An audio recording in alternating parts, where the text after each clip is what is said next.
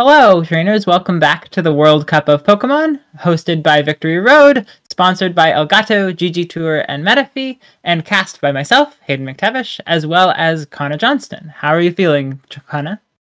Feeling quite good, third game in a row, but, the game that we cast last compared to the one me and Evan just had, a bit of a contrast. One was a very slow and steady game. The other one was a very in-your-face, very, here, take damage and everything game, which is what I like to see in VGC especially. I say I'd label myself as a hyper-offensive player, so it was good to cast over a team I'm quite known with, or I'm quite versed with, sorry, and, that the other players having success with it.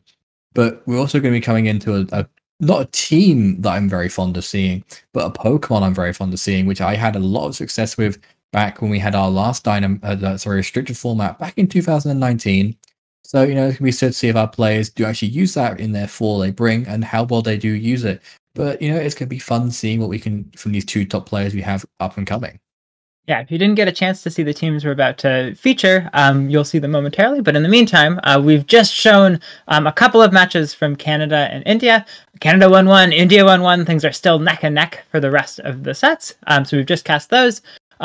We showed Thailand being able to get the win over Poland right at the start. And now we're showing US versus France for the first time. We'll show more matches tomorrow. And Emilio Forbes using Hippolyte. Hippolyte, I believe, having that Pokemon you were pretty excited to see, Connor. Yeah, Hippolyte having that, having a Pokemon I'm excited to see in that Weavile, we'll see it pop up again in a second. It is, it's a Pokemon that is kind of, it pops up every so often in Dynamax formats and especially restricted formats as well, because it has access to things like Surf and Beat Up to target into your Pokemon when we get a weakness policy or Storm Drain or whatever boost. But it also, has a really decent speed and attack stat, so you can use its Dark type attacks to hit hard into things like Lunala or Calyrex. It has a nice ice type stabs. You can hit into like your Thundurus, your Landorus, all those different things that do like ice type attacks. And overall, it can just do chunks of damage to those physically weak Pokemon. Emilio, though, is going to be bringing something, everyone's seen before, had a bit of an exciting moment with that team a couple weeks ago, nearly even a month ago now. But, you have to see how these players have worked around that before, and of course taking the in terms of their entire team, as we see, just like we had at the very start of the stream with the games of Canada and India, United States and France, they've got their games to be on stream, or they're just trying to kind of catch up with the times. Of course, their time zones are very vast and beyond each other, so it's gonna be hard for them to find time to play like in like a midday sense. But a lot of players that are still big for both of them, so no matter what time of day they play in, they're going to put everything and they're all in, not only for their country, not only for themselves, but for that bit of money as well. Emilio versus Hippolyte, which we've got now, Leonard Kraft versus Yale, which is going to be fun. I did cast Leonard last week, and he brought some fun teams, and is very known for his stats-based knowledge in VGC. Jeremy Adina versus Adam, Joseph Ugarte, who I believe we are seeing tomorrow on stream against Alex Liss, Nils Dunlop, who is known a lot of his play style from around 2017 through 2018, and quite recently again as well against Thomas Gravud, which is another name that's very big in French. We have Brady Smith, who finished top 32, I believe, at Worlds against Aurelien, who is, I believe, a senior turning masters this year. So, had a big finish in seniors, I believe, as well. And then at the bottom of this list, we have Justin Burns versus Rayanne, who is going to round it up there. So a lot of big names, as I said, and it's going to be some close matches, I think, to blue countries. We cannot stress enough the level of accolades on both sides here, and we get to see the very first match of these 7 matches that will all be such really tough battles for each side to be able to demonstrate the skill that they have as a team and as players. In particular, Emilio and Hippolyte. Emilio, of course, having the World Championships finalist in 2018, San Diego Regional Champion in 2020, Secaucus Regional Champion in 2022, and San Jose Regionals finalist in 2018. So several regional championships, a World Championships finalist, and then Hippolyte, no stranger to the stage himself, having a ton of accomplishments, most recently at this 2022 World Championships. Yeah, of course, coming top 16, I believe being second seed as well of all the players, with a very similar team to what he is running now, that French rain, we all call it.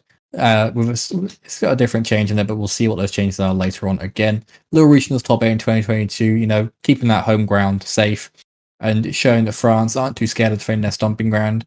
2022 Cologne regional champion, as I said, when we kind of transitioned over 2020, into the Sword and Shield games, we were still on the DS back of our Ultra Series, but Ultra Series isn't too far from what we're playing now with your 2 restricted. Z moves are kind of replaced with Dynamax, but it's not too much different. And then we go all the way back to 2018, like when Emilio did very well as well with the Tour Special Event Top 8, which I believe was a very hard regional top cut because it had such a small pool of players that all the top players were condensed. So top cutting that was a very big event to top cut. Yeah, absolutely. Very excited to show second seed at Worlds this year with second place at Worlds a couple of years ago. And then the teams we're featuring, Emilio's running something very similar to what got first seed and eventually won the tournament from Edakuna, that Calyrex and Zacian combination. Here, the Rillaboom's been replaced with a Whimsicott. It gives a totally different take on the team, but the other 5 Pokemon are still similar. And then Hippolyte using almost the same team that he used to get second seed, but with that Weavile in place of what was originally a Kartana and then a Landorus Incarnate, and is now finally this fast fake-out Ice-type Pokemon. Yeah, having that, the fast fake-out Ice-type, Dark-type, it has tools for every Pokemon it can really face into. A bit fragile, but Focus Sashes help out there if it's not on the Shedinja. If not, I can maybe go for an Assault Vest to go a little bit bulky. So it's going to be fun seeing what Hippolyte has gone for. Of course, he's probably worked really hard with a lot of the other French players to kind of figure out, what goes good on their team. Like, this has been labeled as their team. They got to really find the improvements for it. So we could see, what comes of it. And if we see this in the early games, it is basically, it's going to do the role of Incineroar does, just without those Intimidates. And Emilio on paper is probably going to be threatened straight away as like, oh, Weavile's there. That's going to be very scary from like Calyrex. So, there's going to be a bit of fun in games there going back and forth. So we'll see what players opt to bring in that lead and how that alters the rest of the games as we do slowly transition over to our gameplay. One last interesting note as we're looking at these teams, the Weavile is so threatening, but it's also slower than the 2 restricteds on Emilio's side. And so it's going to be really interesting to see how you navigate Weavile having threat into so many of the Pokemon, but also being threatened in turn by so much as we jump into this lead here. Yeah, we see Calyrex and Incineroar, so straight away a restricted Pokemon coming out alongside everyone's favorite little Kitty in VGC. And here comes straight away a lead that I've seen a couple of years ago, back in 2019. But Weavile plus Kyogre. Weavile, of course, is faster than Incineroar, so it's going to get a fake out onto it first if it goes for it. And being a dark type, it puts a lot of pressure onto this Calyrex, and in pressure itself, it has its pressure ability. So if it's got a Focus Sash and it takes a hit from this Calyrex, that's even more PP being wasted, which is very good if you're going for the Stool Wars, because you can just kind of be like, okay, your PP is going, you can be forced into struggle, I can capitalize on that struggle. But at the same time, it could also be very annoying, because if you're forcing your opponent to struggle, that's another thing that can hit into the Shedinja with less remorse and fear of what's going to happen afterwards. So, a bit of a shaky Pokemon, but let's see if it does its job.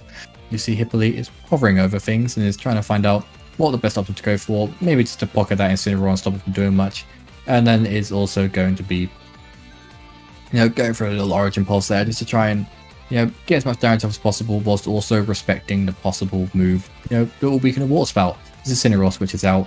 Gastrodon comes in, which is really annoying for that turn 1 Gastrodon call, because it's going to be getting those boosts straight away. It's going to be doing a lot of damage into these Pokemon in return once it's set up. Which you see I've forgotten it's smooth there. Raj going off against the Origin Pulse. But that, as you mentioned, that Gastrodon Storm Drain call, so strong from me though. We saw that Weavile really hovering over all its moves. It wanted to go for that Incineroar, but it could have gone for that Calyrex, and Emilio making that call is such a huge deal because this Calyrex is still in prime position to keep going for those Astral Barrages. This Gastrodon could even Dynamax at this point because it has the special attack boost to be super threatening, and it's nice to get that damage into that Calyrex, but definitely tough to come back altogether, as we do see the item on that Weavile, a really interesting choice. Yeah, the Assault Vest, given that your Shedinja wants to be Safety Goggles or Focus Sash, if it is going to be that Focus Sash, it is going to mean that you're putting a bit of pressure on Weavile to have a different item. Because it is so fragile, it's kind of got that case that Kartana often has, where its special defense is so low that it has to have an Assault Vest to kind of have a reasonable special defense stat. And it's something that players, did really expect as like, oh, low defensive stats if I put a bulky item on it. But a lot of the players these days have been working out, it's got a low stat, you might as well just buff it as high as it possibly can go. Calyrex, though, switching out and kind of think, okay, maybe scouting out, it's not doing as much damage as it wanted to. And Incineroar coming back in, going to intimidate that Weavile, but not really going to bother the Kyogre, who, again, can just go for their spread move still. Air Bloom revealed on the Incineroar if I hadn't seen it already. But Throat Chop is going to get rid of that straight away. And it's also going to stop any parting shots or snarls coming out from the Incineroar. Ice Beam into Gastrodon does nothing and fails to get that freeze. And we see how much Earth Power does. Furious Assault Vest with +1 puts it down to a yellow health, but still not enough to get a knockout. So it's still the same sort of lead, and Gastrodon putting out pressure still as it sits there. Yeah, nice for Weavile to reveal that item. It took so many powerful special attacks, and it's still just fine. Going to be able to continue to potentially threaten that Calyrex. It's a bit iffy whether it would get KO'd by that Astral Barrage, or if it could maybe still try to catch Calyrex with a Throat Chop on the switch. But definitely tough to see. This Gastrodon has a boosted special attack. There's not really strong damaging options into it. And if you just keep switching that Incineroar, and you can really keep it healthy for quite a while. Sure, it can't hit the Shedinja, but against everything else, this Gastrodon is going to be really scary. Yeah, this Gastrodon's going to be a scare to most of these things. As you said, Shedinja, not really bothered by it, but it could have something up its sleeve to be a bit annoying. If it is the Ice Beam variant, you can always Dynamax and then Max Tails on the thing next to it, get that hail set up, and Marina hasn't the goggles. That's just going to be going down as soon as possible. Zacian coming in though, just showing the Gastrodon it's won its little battle. It's forced a Kyogre out. We see Triple Axel going through. It's going to hit one time though, which is really annoying. Yawn coming through, going into the Weavile, which, it's not annoying that it's going to sleep. It's kind of done its job, and it's kind of been whittled to a point where even if it does want to further continue its job, it can't really do much. Zacian though coming in safely and can just kind of pick which one of these Pokemon wants to target into, and it has the moves to do damage to either of them. Yeah, I felt like a brilliant call from Hippolyte to sort of leave the Weavile in, not switch it in on that Yawn. That was a great call to keep Emilio from gaining momentum there.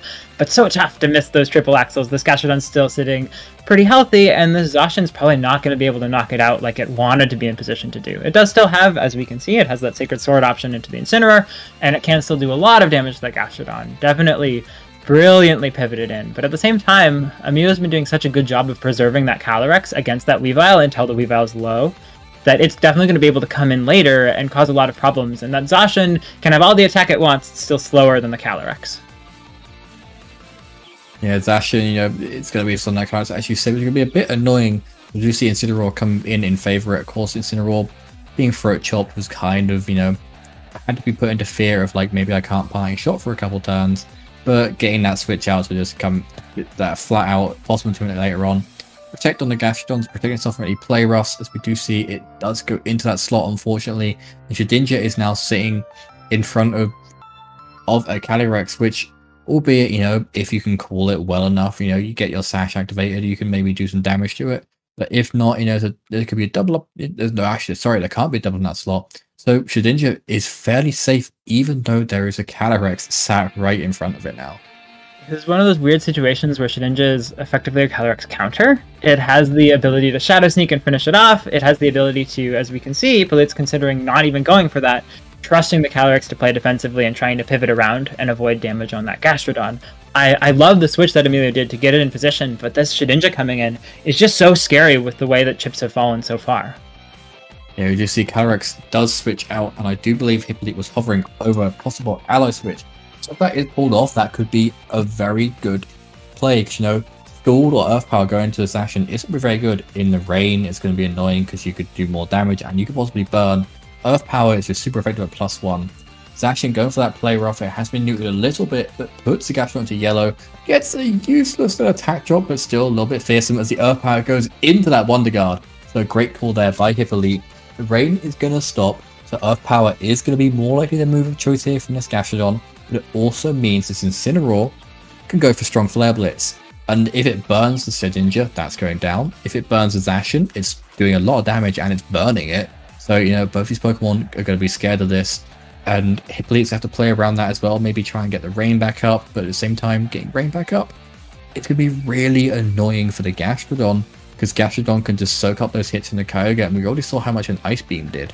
So Hippolyte might have to try and play it passively, but not overly passively, whilst Emilio can kind of just, you know, make sure that his Pokemon are a nice bit of HP, maybe make it so the Zacian isn't doing much damage. We see the Fake Out coming out onto Zacian here, meaning that, you know, because the turn is kind of going in his favor. Yawn goes into the Weavile, so probably calling another ally switch, and, you know, the turn went very slowly there. A very passive play there, Hayden.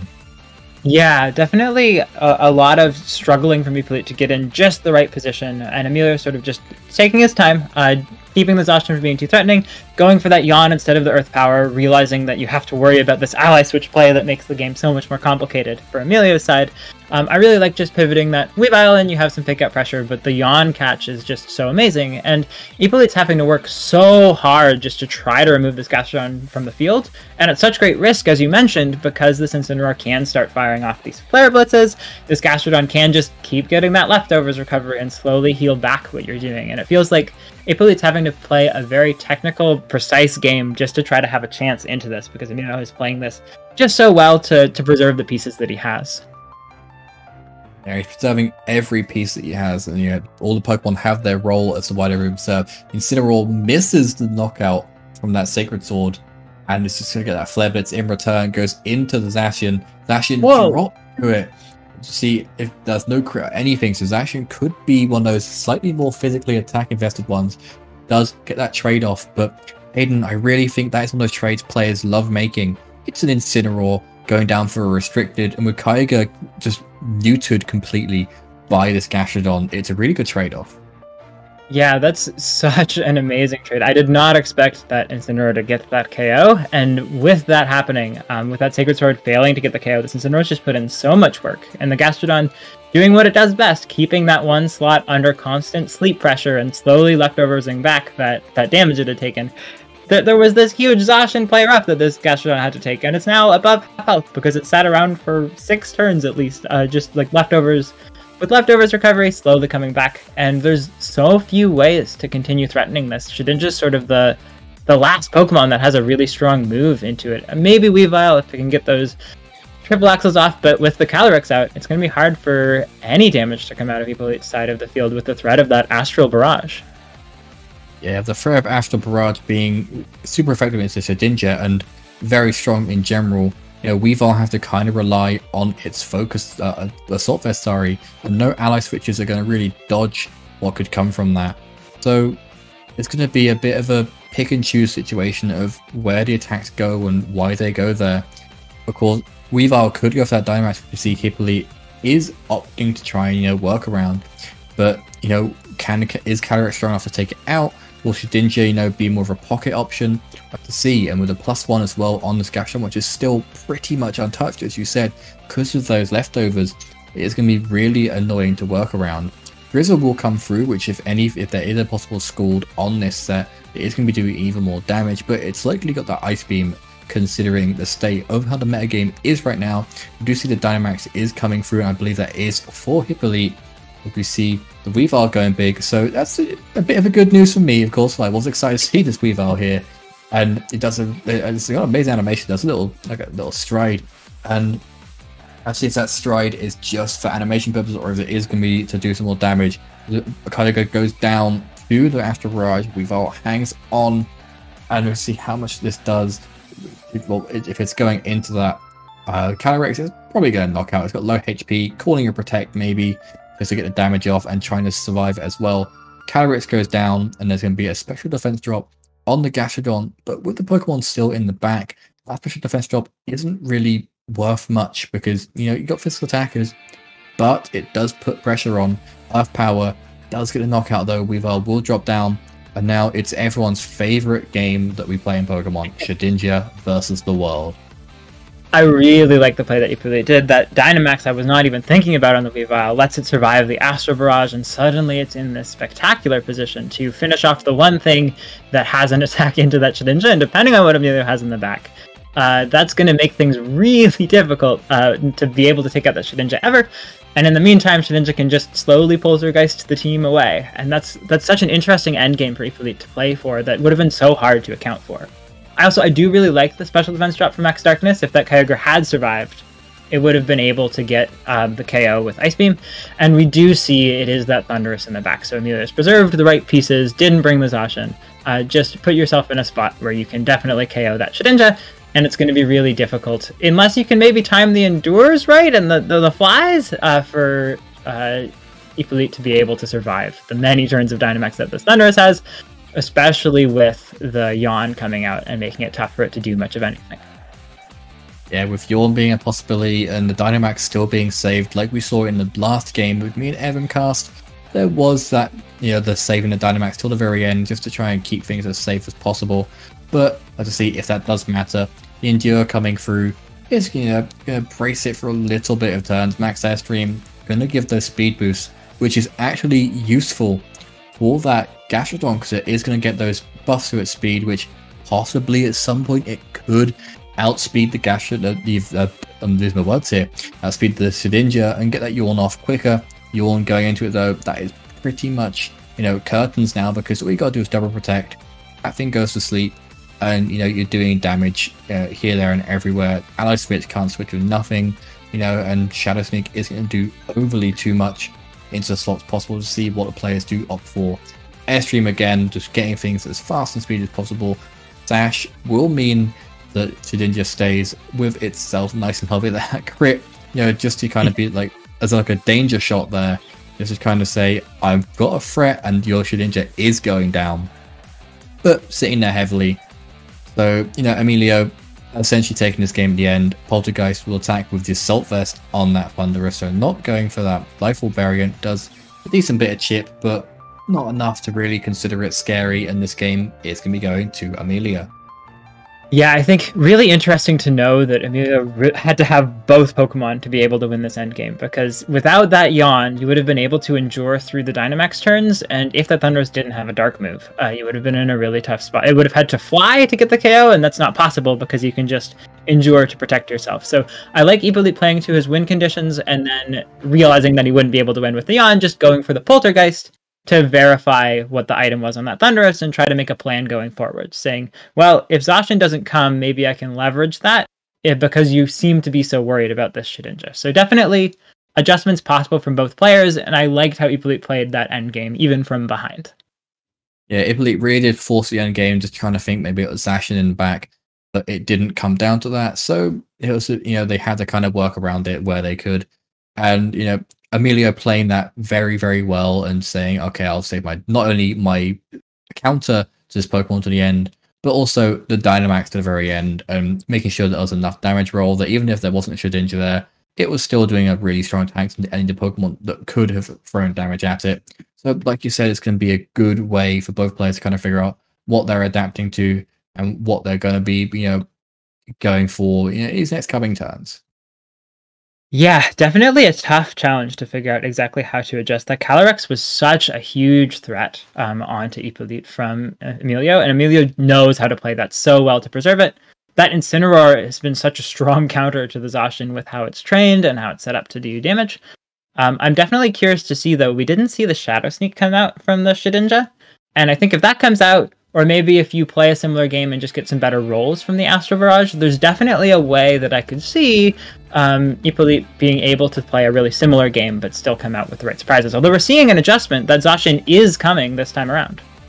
Yeah, both players completely adjusting their leads. Of course, if the version of the team that Hippolyte is bringing is very similar to what him and Thomas took to Worlds, this is going to be a supportive Thunderous.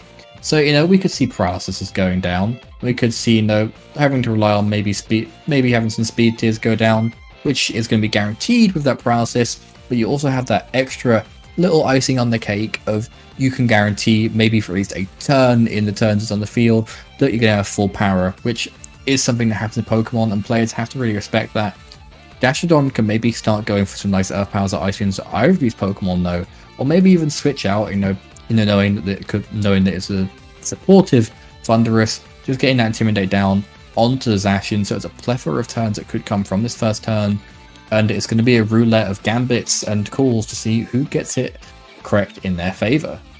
Yeah, we've seen that this is a very technical game. There's so much at play with how do I get rid of the Gastrodon and how hard will Emilio make it, and we're seeing that protect getting the call on that targeting. The Thunder Wave goes out, and as you mentioned, the Zacian might not be able to attack sometimes, but we did see that play rough, I think, target into that Gastrodon, and so a brilliant protect from Emilio, recognizing Gastrodon's really the threat, and getting off that Behemoth Blade for free. Oh, I did disconnect for a second there, but I am back. So yeah, so having to get in a Behemoth Blade off for free is amazing, and the Thunder Wave, you know, is a bit annoying, but, you know, it's, you know, I'm losing words. The Thunder Wave is annoying on the opposing Zacian, there we go, and it is going to be a bit of a pace setter, because yes, your Zacian took damage, but, you know, Hippolyte can sit there and do damage in return, and, you know, see where it goes from that. Gastrodon still sitting there quite comfortably, because what's it going to take from either of these Pokemon besides maybe a Play Rough?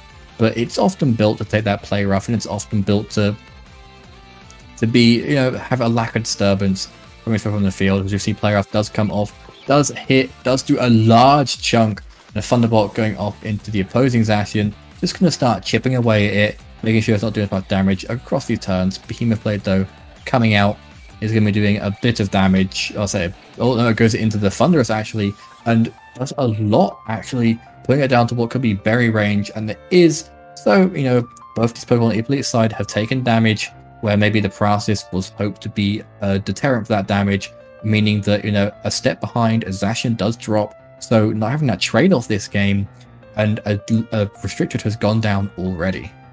Yeah, Hippolyte losing a restricted first, but crucially getting that damage off on Gastrodon. And it's very telling in this matchup that Hippolyte is thinking, you know what, if I lose my Zacian, but at least I get some damage on the Gastrodon, maybe that's okay. Now Kyogre can come in, and it's a lot more of a threat. This Zacian is slow, and this Gastrodon is maybe in range of Ice Beam, or at least close. Probably a Max Hailstorm would take it out.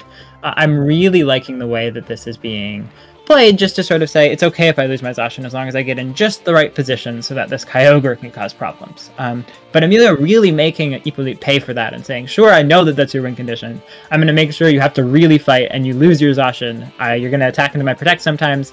I can always just switch this Gastrodon out, and you have to be so careful for trying to be able to navigate a game with a Kyogre against a Gastrodon, especially against someone as expert as Emilio. Yeah, it's going to be very hard. Like, you're forced to go for your spread moves, which is nice because of how powerful the moves are. But Zacian does get the Protect off, which is going to be really pivotal in these next coming turns. Taunt onto the Gastrodon. Yes, it's nice for getting rid of those pesky yawns and recovers if it does choose to have them Protect as well for the stalls, but it doesn't stop that Storm Drain. And Gastrodon is now in a position where it can keep getting his moves off. Icy Wind is revealed as a move that is one it is opting to go for, so maybe not the orthodox Ice Beam you often see, and it's going to lower the speeds on both of these Pokemon. And because we've already revealed it's not a Defiant Thunderous, it's not going to, you know, it's not going to be happy taking those speed drops and not have anything in return. So Zacian, even while it's paralyzed, is going to possibly have the chance, if it doesn't get fully powered, to outspeed these Pokemon, and we just see boost galore coming out from Hippolyte, maybe just trying to work out where it can go from here, maybe trying to call switches or something to, you know, you get the right plays and kind of navigate this game around this pesky little Gastrodon. This Gastrodon is doing so much, especially with that Icy Wind adjustment. I think the plan for this Thunderous is to keep Gastrodon from doing anything. Sure, it can stay there, but you just Eerie Impulse and taunt it, and then it's not really doing anything, and you keep Water Spouting to hit the other slot. But with that Icy Wind, I'm actually not sure which Pokemon is going to be faster now between the -1 speed Kyogre and the paralyzed Zacian. And if the Zacian goes first and isn't fully paralyzed, that totally flips this game on its head. But we do see that Kyogre is trained to be able to handle this, and it gets that Water Spout off. Presumably going to get that KO on Zacian. It's going to be close though. But with that KO, this Thunderous is actually doing its work. So sure, the Gastrodon got that Icy Wind off before, and it might be able to get another one off now, or just Earth Power for some damage. But managing that Gastrodon without just doing damage into it has been a really nice adjustment from Hippolyte. Yeah, getting around it to kind of mitigate what it can do. It's a bit annoying that Hippolyte is forced to maybe to go for those Eerie Impulses into the Gastrodon, just to kind of, that is a Pokemon that is being a threat with these boosts. But at the same time, it is something that it is going to have to call for. I did, though, on that term, I did kind of stumble on my own words, because I didn't realize that Eerie Impulse would go into a ground type. I thought all electric moves were nerfed by ground type, so you learn something new every day. but it's still a case of, you know, learning when this Gastron's going to switch out.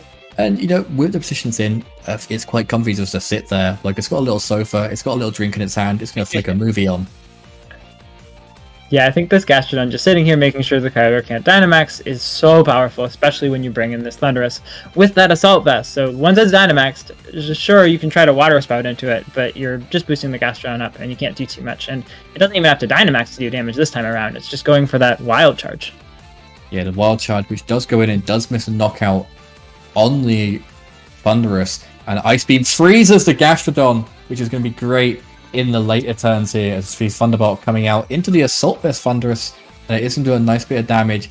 Gastrodon being frozen is going to be very annoying because, you know, you can just Ice Beam to its turn. There's no yawns, there's nothing stopping it, and Kyogre can feel a little bit safer because it can just go for any, you know, it can just go for its moves and not, you know, really fear if it's getting any boosts up. Of course, Thundurus can put a bit of pressure on this Kyogre. It can't be paralyzed. We're not back in Gen 5 anymore. So it's going to have to, you know, kind of come down to, is there going to be Protect? Is there going to be anything? Of course, Thundurus can't Protect, but, you know, finding out that sweet spot of damage to offense that both players can go for is something that is going to turn the tides of this entire game where both players are at 3-3. Yeah, really nice to get that freeze from Hippolyte. He's been sort of waiting for a moment where he gets a nice luck piece because that Zacian had to try to attack like 4 times through paralysis, and you get all of these Ice Beams off, and you finally get that on the Gastrodon, but it's going to be tough to figure out how to use your Thundurus against the opposing Thundurus. That surviving Wild Charge was great, getting the Thunderbolt off was great, being able to re-taunt this Gastrodon if it ever wakes up is spectacular, but you have to wonder what Hippolyte's options are into the opposing Thundurus. And with that Electroweb, what an interesting tech from this Thundurus. You get to bring something in, but you're definitely putting yourself in a tough position with this Kyogre sort of pinned in 2 different ways, by the Gastrodon redirecting moves, and by the Thundurus being able to do so much damage into it. Yeah, the Electro there did catch me off guard as well, because, you know, it's not something you see on an offensive Thundurus, but with the Assault Vest, you kind of have a little bit of wiggle room to have those lesser known moves where you're not really carrying Protect. We see Weavile coming in though, which, if it can get its way around things, is going to be very annoying for the Pokemon on this field. Of course, you know, it can go for its either its Ice-type moves into this Thundurus and probably do a bit of damage. Whether or not it Dynamaxes or not will depend on how much it is doing. And Hippolyte can easily just try and pocket down this Gastrodon with Ice Beams, or just leave it alone. It's frozen. It hasn't got any moves to floor it out. None of the moves on the opposing side of the field can floor it out. Maybe a side Flare Blitz if we are feeling a bit funky from Emilio's side, but that then risks a crit. Or maybe, you know, some weird roll, you know, didn't really calculate before. So Hippolyte really put himself in the front foot here and can really do anything. And Emilio can't really stop because these Pokemon are known to be faster and they're known to be way more offensive than what's on the field. I really like the positioning with this Weavile, putting it in a spot where it can Dynamax, and the Zacian's already gone. It seemed like Hippolyte kept losing ground each turn with sort of the position on the board. This Gastrodon stayed here for so long, the Zacian was in position to do a bunch of damage, but it seems to have all been building up to this moment where the Weavile is out against a Thundurus that isn't at max health, that can't necessarily Dynamax to avoid a KO. And then if it's the Calyrex in the back, this Weavile is just in perfect position to be able to, if it can get this KO, and it might not be able to, but if it can, that puts this Weavile in position to just win the game almost single-handedly with the Kyogre to support. Oh, and we're actually seeing the Gastrodon Dynamax. Yeah, so the frozen Gastrodon Dynamax is a bit of a weird, you know, option to go for. Maybe hoping it's a double up of that slot, or just, you know, maybe Emilio is a little bit salty because of the situation. It's like, okay, I'm gonna, you know, go for what I can go for and just try and hope for the best.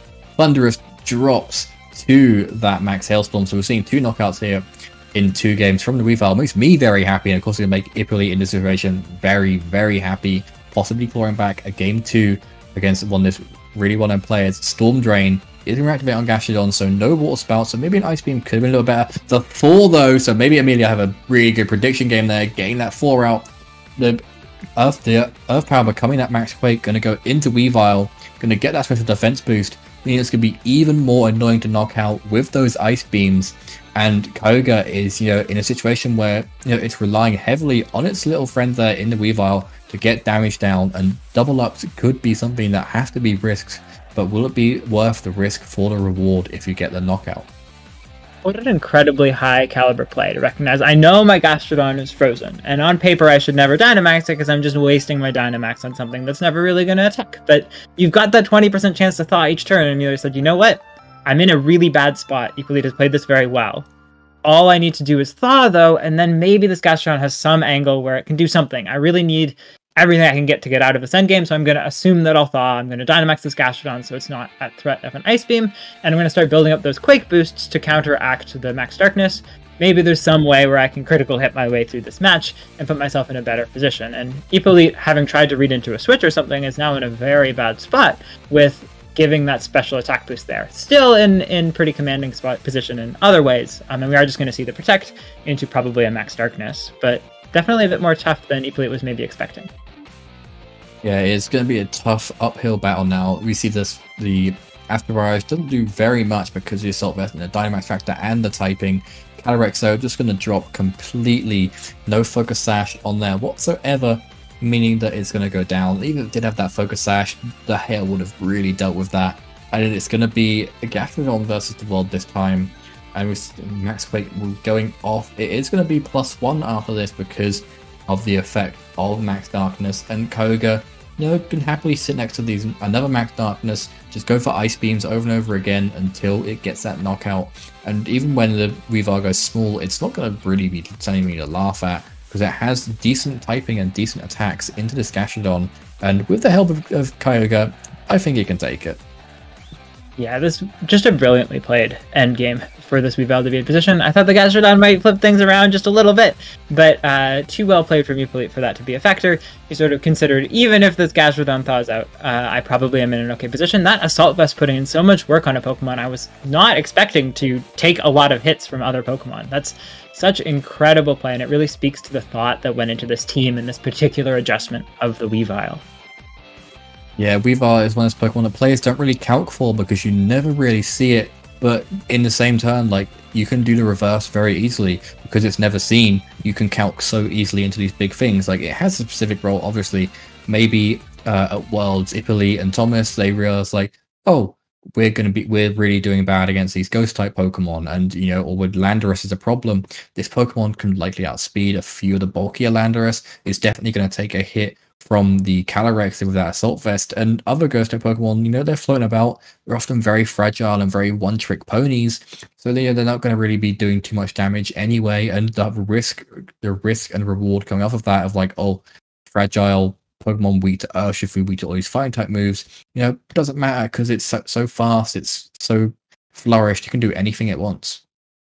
Yeah, I really love the adjustments that Hippolyte's been making to sort of figure out, what do I play to in this game? You started with the Shedinja, and then the Zacian didn't come, and so it didn't really work out very well. But then you went, oh, well, if the Zacian doesn't come, this Weavile is actually something I can conserve and use to win the game in the endgame. I definitely wasn't expecting it to be a Dynamax Pokemon, and it totally was. And so I love that there's some flexibility in what you play for the endgame. And I think there's going to be a really big mind game here in terms of, do you try to prep for a Shedinja? Do you try to prep for a Weavile? Because it feels like you need to bring different Pokemon and preserve different Pokemon to be able to make it through either of them for Emilio. Yeah, Emilio has got to think of a lot of Pokemon that could maybe, like I said, maybe Dynamax or could be preserved till that end game. Maybe we could see things change up completely from Hippolyte with the option to Dynamax the other Pokemon. As you see Zacian and Gastrodon coming out straight away. So kind of similar to the last game, we see Weavile and Kyogre coming straight again. So it's that age-old battle we've been seeing throughout these 3 games of Gastrodon versus Kyogre, and Weavile is sat in front of a Pokemon to probably sat in front of. You can fake out the Zacian, and you can Ice Beam this Gastrodon before it gets any Max Quake boosts, or you can maybe switch out straight away, or just risk having that boost. Of course, Zacian can just go for something like a Protect, and then you're just giving that boost straight to the Gastrodon, and you're getting no reward from the fake out. So mind games off the plate for both players. But of course, you know, Kyogre can probably deal with this Gastrodon with a couple of Ice Beams. If Hippolyte gets the luck that he got last game, you know, maybe he's got something up his sleeve, a little lucky rabbit's foot or something. Yeah, it's going to be going in to get another free through him, but we'll have to see what goes on from there, or maybe a high roll or a crit. So many things just to try and remove this Gastrodon as soon as possible, so you can start going for your Water Spouts and Orange Impulses without a worry in the world. Really strong from Emilio to sort of keep playing to the Zacian lead, even though it caused problems for him last time. It puts him in such a good spot here where the Weavile is forced to target that down, and then sure, the Kyogre can go for an Ice Beam, and that's something into the Gastrodon, but this Gastrodon can start doing what it does best, and just putting pressure onto this field with the Icy Winds, with its ability to go for Yawns later, with its ability to Earth Power, and crucially, it's preventing this Kyogre from Dynamaxing and feeling a little bit more safe in this position. So Emilio content to just go with a similar game plan from before, maybe try to conserve the right pieces a little bit better later on, but not falling for the trap of leaving himself vulnerable to a Weavile lead. I really like that. Yeah, he's not fallen for that Weavile lead whatsoever. You can easily take out Weavile with either of these. Well, more the Zacian. Gastrodon's is kind of a nuisance to the Weavile because he knows he can't take it out because of the Assault Vest, but he knows he can kind of just let it sit there and let it brew for a bit, and it doesn't really do anything in return to the Gastrodon unless you get a high roll, and vice versa as well, and it will come down to the PP ball, but that's a very late game scenario. And in this case, you're also making the Kyogre fear, because yes, Kyogre can happily just click Water Spout or Origin Pulse and probably pocket this Zacian down, but you've also got to think, the Gastrodon could easily just sit there while Zacian protects and take a hit from that. We do see, though, that we have to switch in from the Weavile into the Shedinja, which is going to be a really nice for both these Pokemon. Origin Pulse goes straight into that Protect, and we're going to see the same case these past couple of games of Gastrodon taking these hits on the Water-type moves and just retaliating with as much damage as possible. Yawn into the Shedinja, though, is going to mean it's going to be forced to switch out again, and with the Pokemon in the back, Zacian is happily hitting any of those Pokemon if you see that switch. If not, maybe just an ally switch to kind of throw turns out a little bit. Gastrodon obviously, can go for anything. You can't see protecting him from Zacian this turn, so Hippolyte is in a position where Pokemon can be moved around and stuff, but at what cost if Emilio calls it correctly? That was such a brilliant play from Emilio. It felt like there wasn't any option from Hippolyte that could handle that, while also being cognizant of all the threat from the Zacian there. Being able to save the Protect for turn 2, calling that maybe the Kyogre wouldn't go for Water Spout on turn 1, and then preserving it so that it has so much pressure, and if the Shedinja comes in to try to slow it down, you just throw a Yawn out there, because Gastrodon's perfectly safe to do that. Even if it had to take like a triple axle or something, that's totally fine. It can always leftovers back the damage, and that was a pretty small risk thing. And so now Zacian really reaping the rewards of that, being able to go for a Behemoth Blade and get some damage into this Kyogre. Yeah, Kyogre not known for having the best physical defense stat, and also being not Dynamax means you get that little trade-off. It's like the 50-50 in the middle. But will it matter? We see the miss on the Origin Pulses, so it will matter a lot in this sense of the game.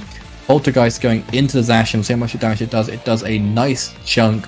Yawn going out will fail, because maybe trying to call a switch there, and being the Pokemon it is in Shedinja, it could just switch out now. It's kind of done its job. It's kind of gotten a bit of damage down, and it could just come in later. Yes, you reset your sleep turns, but you can always just bubble it in and out and just catch Pokemon off guard, and they're attacking into Pokemon you want to be attacking into.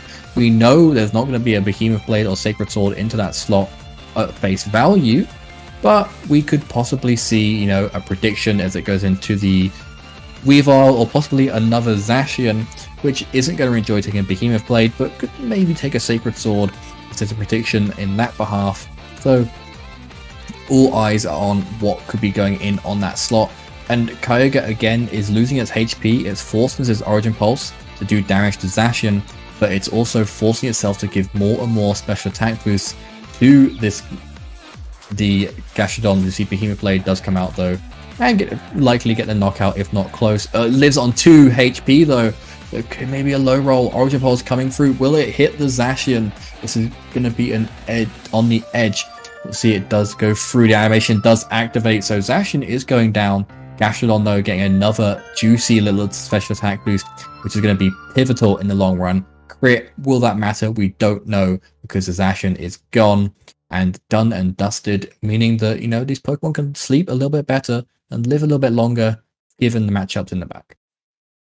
I Kyogre trying to make up for its miss from before, saying, "Wait, Hippolyte, I'll crit it," and it doesn't really change anything. But amazing for it to be able to survive that Behemoth Blade and get rid of that Zacian.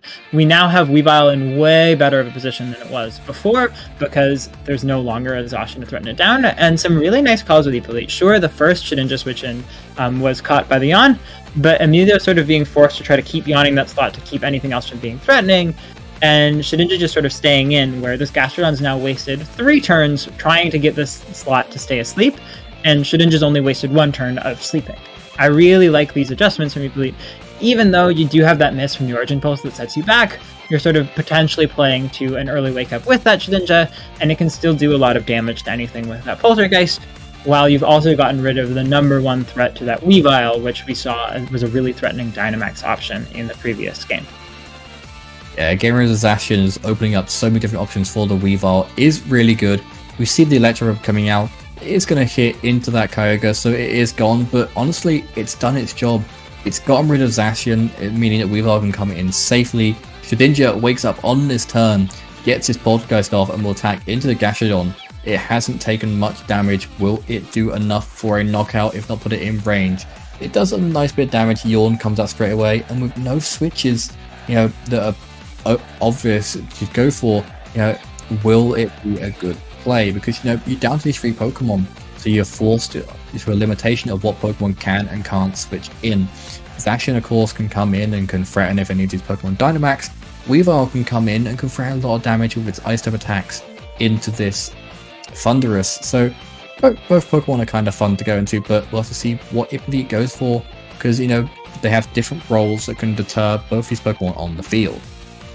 Yeah, it's definitely an awkward position to get this Weavile in a spot that should be on paper good. It's not immediately threatened by anything, and it has a lot of damage into that Thundurus, but because Emilio's preserved the Dynamax, and because Thundurus is at full hit points, it's definitely a bit of a tough call to try to figure out where your damage is going to come from, whether you go for the Dynamax or just try to do some damage with Triple Axle, because you are in threat of either of these Pokemon Dynamaxing and causing a really big problem.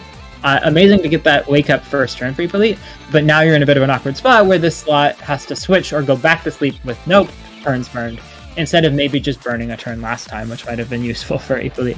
So a bit of an awkward position there, but I really love what Emilio is doing to keep pressuring that slot. It's okay if it seems like you're wasting turns on paper. You really just want to get a 1v1 with the other 2 slots, and so if you keep using Yawn, you keep something asleep. And we see the Incineroar actually being brought by Emilio. That totally changes this endgame. Yeah, Emilio is totally changing the end game, and the Incineroar coming through is going to be a bit of a hindrance. Both these physical attackers, and it's going to change the pace completely. Of course, it's also going to scare off that Shedinja, because of its typing, it's going to have moves that go into both of those. Protect is shown on the Gastrodon, just going to give it a little bit of more longevity. That is going to soak up that Triple Axle, so a bit more time for Emilio to kind of think. Gets the leftover recovery as well.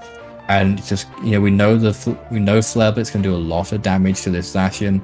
We know that it can also do a lot of damage to this Weavile, and the Fake Out is burnt on that Weavile. So, and with Kyogre gone as well, you're kind of picking and choosing what you can go for, as we see that the Shedinja will be too scared to come in as well. I think it's really interesting that Emilio said, I know that you're interested in doing this Kyogre for Zacian trade so that your Weavile's in a better position. I'm going to see you doing that, and I'm going to bring my Incineroar. And now this Incineroar has a super effective attack into every single Pokemon that's left on Hippolyte's side of the field. It's definitely a bit of an awkward position. The Zacian has plenty of damage, so there's still ways out of this game, but it's such a tough spot. I see Hippolyte almost running out of time here, trying to decide, how do I best use my turns, given that this Incineroar is here, when I was maybe expecting it to be a Calyrex Shadow. Yeah, we see that the Dynamax is the option to try and best counter this scenario. Weavile going for 3 Dynamaxes possible out of 3, making me a very happy caster today. And we have to see if it does itself its due diligence to try and get these knockouts. We'll see a Protect from Zacian, so maybe just trying to play things slowly, calling a Fake Out. Fake Out can go into Zacian, so maybe just thinking, okay, I haven't got Protect, I can stop a Fake Out. Max Darkness coming through, going onto the Gastrodon, does a reasonable chunk, and is going to be putting it into a bit of a situation where Play Rough can likely get the knockout, and we can start focusing down on this Incineroar. Maybe we can see a double up into Incineroar though, because it often doesn't carry Protect. So maybe a Dark Sacred Sword will get a knockout and will, leave Gastrodon to sit by itself and really just not be able to do very much until the next Pokemon comes in, depending on how threatening it is on that level. Of course, Hippolyte may know they maybe just rolls and stuff, maybe try and get rid of Gastrodon, because Gastrodon is harder to deal, is easier to deal with later on in the game. We'll have to see, what Pokemon seems to be the bigger threat for his Pokemon in the long run. Such an interesting call with that Gastrodon getting the yawn off. It makes it really tough. Like, there's a lot of pressure on Hippolyte to make some of those calls you were saying on which Pokemon do I get rid of, what's scarier. Because if you can get that Sacred Sword on Incineroar, that's spectacular, but it could always switch out into a Thundurus. And in the meantime, if you leave your Weavile out, it did this amazing Dynamax turn that really put everything under so much pressure. But with that yawn, I think we're going to just see it switch out on the first turn of Dynamax. That's such a tough position that Emilio made Hippolyte do that trade-off. Yeah, getting rid of your Dynamax straight away is something you never want to do, but Yawn is such a powerful move that you're often forced to do it. It is why it's picked up so much in these Dynamax formats compared to maybe when like Spore, Hypnosis, Sing, those sorts of things were a lot more common. Of course, it also has that factor of, you're playing turn by turn, but Incineroar is the one Dynamax this turn, so another Pokemon you don't often see Dynamaxing. At Worlds we saw a couple of Dynamax Incineroars on stream. Some were built to be Dynamaxed by, those, the wacky sets you see in like Japan and Korea. Other ones, weren't meant to be Dynamaxing and were just Dynamaxing for the sake of getting different moves off. Sacred Sword still chunks the Zacian, pops its Air Balloon, not that it matters. Max Flare comes out, goes into Zacian. This is likely going to get that knockout. It does. And this means that Emilio has a nice Max Flare in front of two Pokemon that don't really enjoy taking it. Weavile can't fake out the Incineroar, it's Dynamaxed. It probably can't knock out the Gastrodon, probably has to rely on its friend in the Shedinja to get that knockout. And even if so, Zacian is gonna be pocketing both of them. You can't keep enduring forever, and you can't really, leave either of these Pokemon untouched. So it looks like Emilio can maybe go for this. Let's see what the roles say and what different points of the game are going to put in the favor of both of these players. That's such a beautiful Dynamax. I was thinking so much that Emilio would have to Dynamax that Thundurus. Usually it's a sort of the standard thing you have to go for when you bring Thundurus. It's hard to get use out of it if you don't Dynamax it. But with this Assault Vest variant, Emilio was able to do a little bit with it earlier in other sets, and now just sort of making sure that you have that surprise of the Incineroar being around and Dynamax in this perfect position where you don't really have an easy way to do damage into it. We do see people going for that ally switch. That might keep Weavile alive a little bit longer if the targeting's right, but it's definitely a tough battle to figure out how to find the damage into this Incineroar unless you can weather the storm of its Dynamax. Oh, and with the mist, that makes things so much harder. Yeah, I was hoping, a great call there that the Triple Axel is going to get a knockout on probably either Pokemon that got all those move rolls, but unfortunately didn't get all three. So it's kind of these two Pokemon that really don't like either of the typings of these Pokemon, and Weavile could maybe take a hit from the Thundurus, but what case is that in when, it's just got an Incineroar sitting right in front of it, can do loads of damage. And I believe from here, Emilio can just, pull the curtains through, can send these Pokemon off on their merry little adventures as they faint, and giving America that first step towards, the money prize. Thundurus switching out, just, not even a Revolving Door Pokemon to get those Intimidates or whatever boost required. It is just to be defensive. Ally Switch, again, could be a very good call in protecting this Weavile, which could be one of the last pieces in this puzzle. Icy Wind, though, goes into Pokemon that really don't mind about this Icy Wind, and that could be the key turn that puts Emilio with his 3 Pokemon ahead in this battle. Max Flare going into the Sash, Broken Shedinja, its HP will just drop or 1 digit of it. And now all we have to see is an attack into this Weavile. Likely anything from this Incineroar will take it. It's setting up the sun for itself. It's got stab. It's got super effective. Hayden, I think Emilio's going to take this. Yeah, that was such a brilliant play with Incineroar. And also being able to save the Thundurus, because if that Icy Wind had gone off and finished it off, things might have been a different story. But with the Thundurus in the back, this Gastrodon has a pretty safe yawn into the Weavile slot. And it's going to be tough to be able to get that Weavile, or if you can get the Weavile to fall asleep, and somehow still have the Thunderous coming in later, maybe there's a way that you then just have free attacks. But we see Hippolyte still thinking there might still be a way out for him, because nothing can really protect on the other side of the field except the Gastrodon. So if you crit all of your triple axles and then you hit the triple axle again on the Thunderous, this Gastrodon can't finish off the Weavile. So there's definitely an interesting trade-off here, but Emilio seeing that and switching out the Incineroar, so you're going to have Yawn plus Fake Out later. Makes it pretty tough for Hippolyte to finish this off. Yeah, we do see the little bit of extra salt in the wound there of the Thunderous avoiding triple axle. So it is going to be, things are just going to be throwing everything at this Weavile. Switching out into Incineroar, just get Intimidate, is going to be that little bit extra, which means, you can cover things. Hippolyte thinking, maybe I can run away, maybe I can forfeit, but having a bit of a second wind there, thinking, actually, if I hit my moves correctly, if I get them in the right sequencing, I can win this battle. Throat Chop, if it crits, it's going to do a nice bit of Incineroar, so it could be worth keeping an eye on that move. You see Triple Axel comes out 1 into Gastrodon, hits that 1 time though. Brick Break comes out 4 times effective, is going to completely nuke that Weavile and giving Emilio and United States that lead against France in a very pivotal stage in this World Cup of Pokemon VGC. What a beautiful endgame we just watched. It felt like Emilio found so many really interesting ways to navigate this difficult situation that he kept putting him into, and getting all of those calls right at the end to make sure that the endgame was solid. You just save the Incineroar to get Fake Out later. If something had gone down that turn, it would have been really tough for the Weavile to come back. You even have Intimidate off, so it can't do much damage. But there was so much thought that went into the endgame there, and if that Weavile had just hit a few more triple axles, things really would have come down to the wire. That Gastrodon could have gone down, the Thunderous could have gone down on the switch-in instead of later. And it was really interesting to see all the adjustments these two players had. They're such brilliant Worlds caliber players, and it was really a treat to get to watch them face off. Yeah, it's always fun to see these top-tier players facing off against each other, especially when it matters the most, especially when you've got loads of different things on the line. And as you can see here, we have the results, and, you have some upsets and some, kind of obvious finishes. We've got Jean-Marc, seasoned in team tournaments, going down to Rowan Hall, who is also a very good player, taking India very far in this tournament. Of course, we have Poland, who did very well to get this far, taking a loss to Thailand on stream today. Thailand, a powerhouse in this year's World Cup. And, we wrapped it up a bit, like I said, with Emilio, second place at Worlds, showing why they got that second place at Worlds, against Hippolyte, who put up a strong battle, showing why they got second seed at this year's World Championships just gone by. Yeah, and if you're interested in this US-France face-off, make sure you don't go anywhere. Tomorrow at 4 p.m. we'll be starting up with another day of streams, and some of those will be US versus France as well. So this is sort of the first blow in the US's favor, with a really tight and brilliantly played match.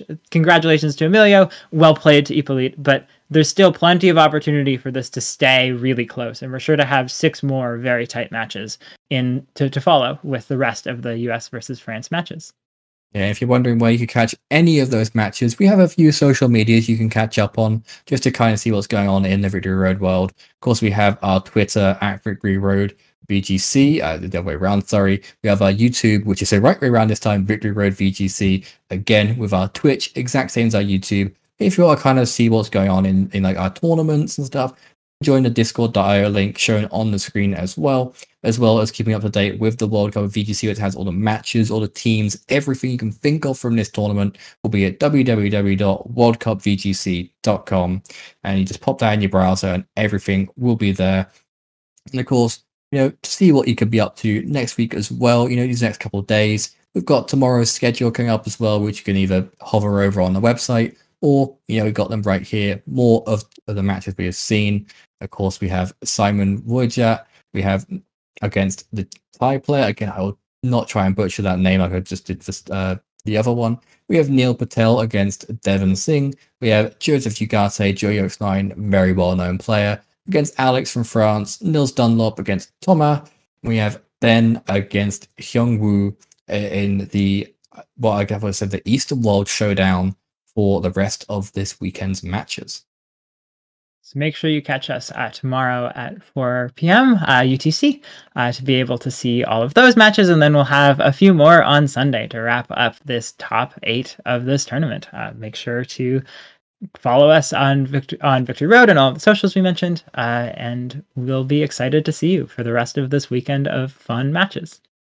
Yeah, it's always fun to have these matches, and of course, it's always fun to thank our lovely sponsors in Elgato, GT Tour, and Metafi, as they kind of help the things go on and run. They help us, work out what we're doing, and it's always fun. And of course, always sometimes fun's got to come to an end, and we've got to end this stream today so we can go on about our days, let the players prep, and let our casters for tomorrow just kind of have a bit of time to get on. So I'd like to say a thank you from myself, and see you all in the near future.